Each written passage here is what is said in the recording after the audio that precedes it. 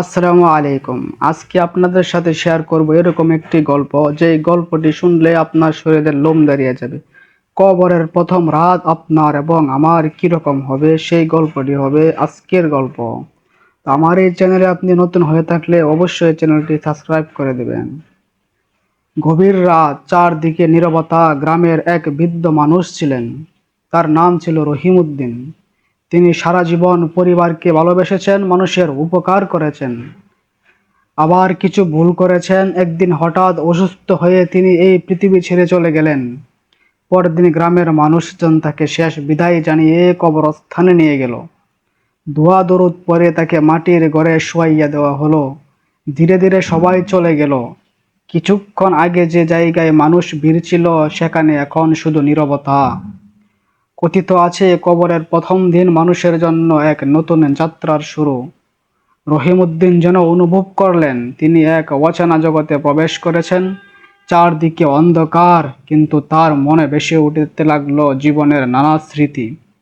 তিনি মনে করতে লাগলেন এই দিনগুলোর কথা, যখন তিনি ক্ষুধার্ত মানুষকে খাবার দিয়েছিলেন। মনে পড়ল মায়ের জন্য করা দোয়া, অসহায় প্রতিবেশীকে সাহায্য করার মুহূর্তগুলো। আবার কিছু ভুল কাজের কথাও মনে পড়ল, যেগুলোর জন্য তিনি কখনো ক্ষমা চাননি।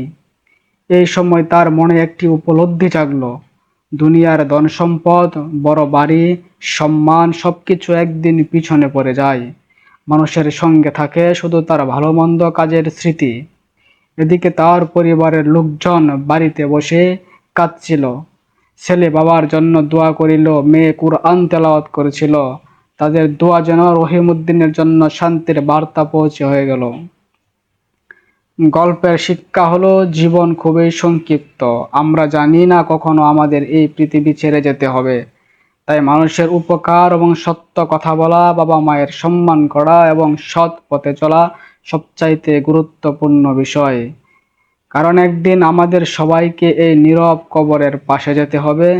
তখন সঙ্গে থাকবে না কোনো অর্থ, কোনো ক্ষমতা বা কোনো পরিচয়। সঙ্গে থাকবে শুধু আমাদের কর্ম এবং মানুষের জন্য রেখে যাওয়া ভালোবাসা, মানুষের উপকারের কথাগুলো। গ্রামের মসজিদে এক বৃদ্ধ বললেন, মানুষ পৃথিবীতে চিরদিনের জন্য আসে না, আমরা সবাই একদিন চলে যাব।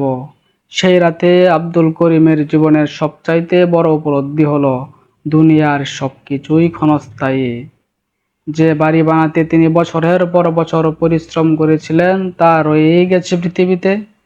যে অর্থ উপার্জন করতে এত কষ্ট করেছিলেন, তা অন্যদের হাতে চলে গেছে।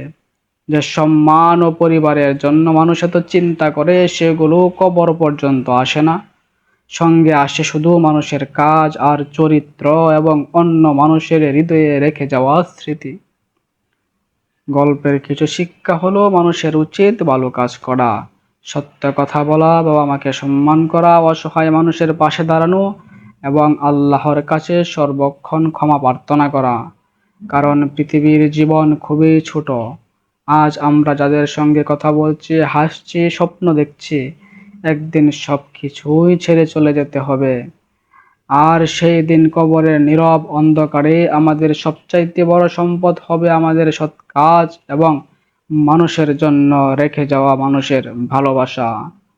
তো ভিডিওটা আপনার কাছে কেমন লাগছে আশা করছি কমেন্ট বক্সে বলে যাবেন, এবং যদি ভিডিওটা আপনার কাছে ভালো লেগে থাকে তাহলে আমাদের চ্যানেলটি সাবস্ক্রাইব করে আমাদের পাশে থাকবেন। অসংখ্য ধন্যবাদ। খুদা হাফেজ।